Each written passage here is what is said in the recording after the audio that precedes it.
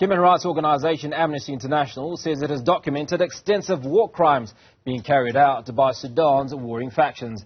Its newly released report documents attacks by both the Sudanese armed forces and the paramilitary rapid support forces, resulting in thousands of civilian casualties. The 4-month conflict has also displaced about 3.3 million civilians. Earlier, I spoke to Amnesty International's Deputy Regional Director, Sarah Jackson, who says the conflict had been brewing from as far back as 2019. Well, after President Omar al-Bashir, who'd been in power for 30 years, was ousted following a civilian uprising and then subsequently by the military, there was a transitional government that was in place. After some time, there was a military coup led by the Sudanese armed forces, by al-Burhan and Hemeti. These two individuals have subsequently fallen out over a number of issues related to the transition and have gone to war with each other. Now, one of the issues, in fact, the reason that we're having this conversation is because the amount of bloodshed that's affecting civilians, and that is supposedly deliberate. That's right. In our report launched today, Death Came to Our Home, we have documented untold death and destruction, essentially war crimes by the warring parties. We've documented deliberate targeting of civilians. We've documented cases of civilians caught in the crossfire, rape and other sexual violence. The toll is really harrowing. Now, just how do you document the information, I suppose? Do you have people on the ground? Just walk us through that process, if you will, and obviously the veracity of that information. Well, it's very difficult to document what's going on in Sudan, and that means that what we found is probably really just the tip of the iceberg. We have deployed a team to Eastern Chad who have been able to interview people who have left West Darfur through a variety of means. We verify those testimonies, we document patterns of violations. We've also been able to conduct remote interviews with people who have been in Khartoum or who have left Khartoum, and then where possible we use satellite imagery to cross-check and corroborate findings. We also speak with a variety of individuals beyond direct witnesses and survivors. We speak to medical professionals, we speak to others who have detailed information about what is going on. Now, one of the things that's obviously rather alarming is that the sexual abuse that's impacting young girls even at the age of 12, from what we understand.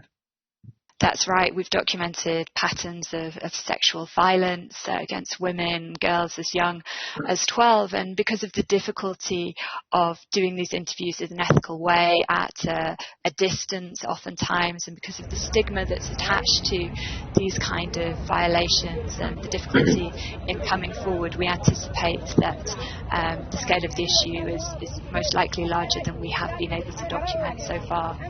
Now, let's talk numbers.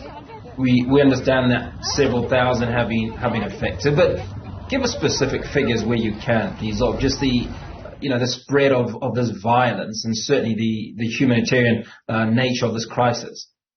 Well, at the moment, it's very difficult to put numbers to the people who have been affected by these violations because of the difficulties of access in Sudan. But we do have, through the humanitarian community, reliable figures on the number of people who have been displaced by the violence, which really demonstrates the massive scale of this conflict, because we're now looking at nearly 4 million people who are either displaced in the country or who have had to flee Sudan, mainly into neighbouring countries, and these include not only Sudanese but people from other countries in the region who have themselves sought refuge in Sudan because of conflicts elsewhere and who are being sent into exile for a second time. And what are the levels of humanitarian support that are going into the Sudan, the nature of this support?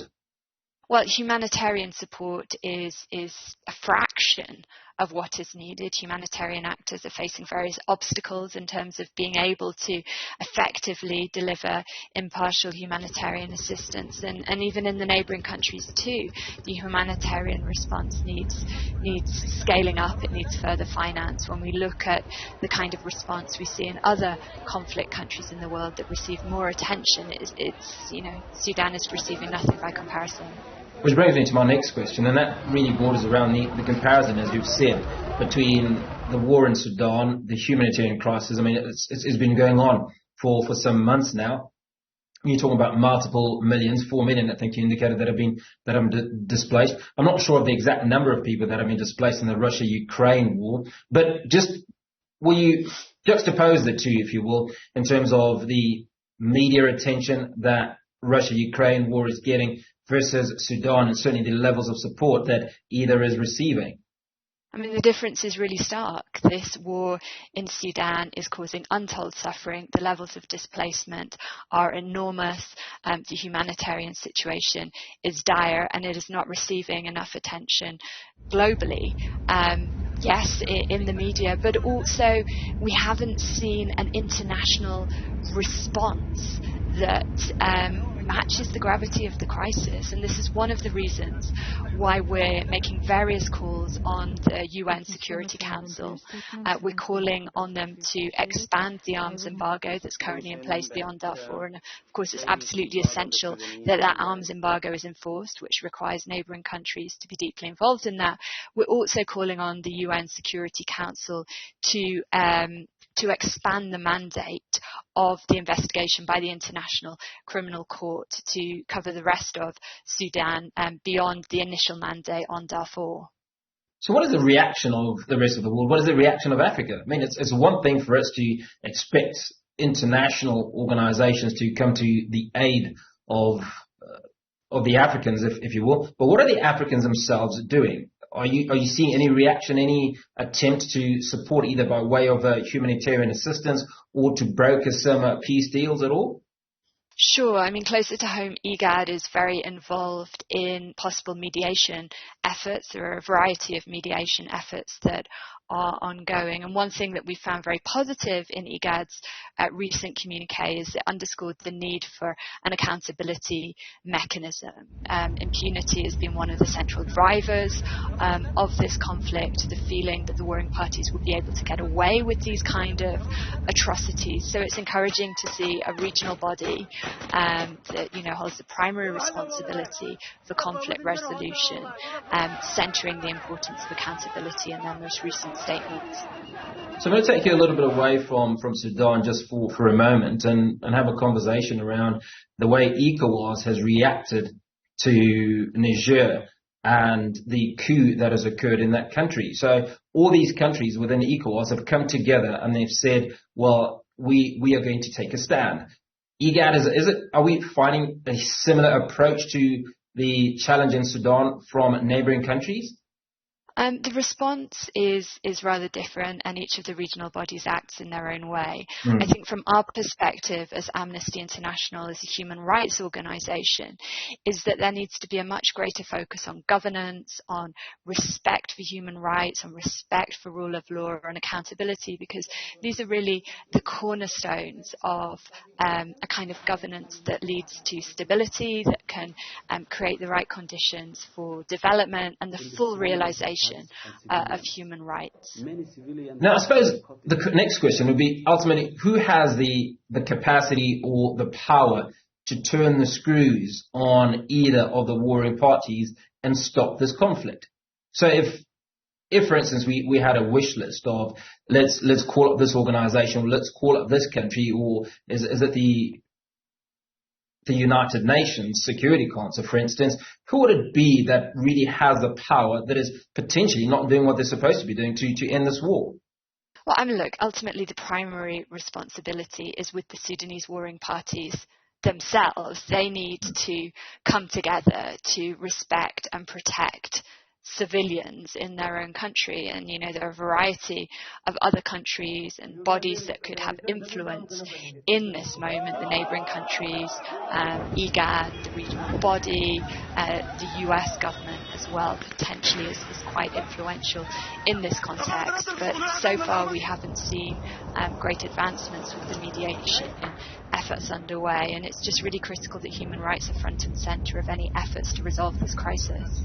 Now, Sarah, one of the most impacted countries obviously would be Chad, because many of the refugees are making their way to Chad. Speak to us about the state of refugees in Chad and Chad's capacity to handle this influx of individuals that are fleeing for their lives. Well, Chad, has welcomed a very large number of Sudanese refugees, and indeed that's why our researchers undertook vast majority of this research. Like other countries that are welcoming refugees, Chad needs more support in terms of humanitarian assistance to be able to effectively provide for the refugees that have arrived. Now, finally, just how much more do you think Amnesty International can do to create the necessary awareness and build more traction, if you will, in order to highlight certainly the plight of innocent civilians and obviously hopefully an end to this war? Well, Amnesty International is a people's movement of 10 million members, supporters and activists around the world, and our members will be taking action on the situation in Sudan with their respective governments. But, we're just one of many actors, and really ensuring that human rights are respected in this context and in the long run is the work of a wide variety of civic organisations, of governments, of intergovernmental bodies around the world, and it's really important to be acting together.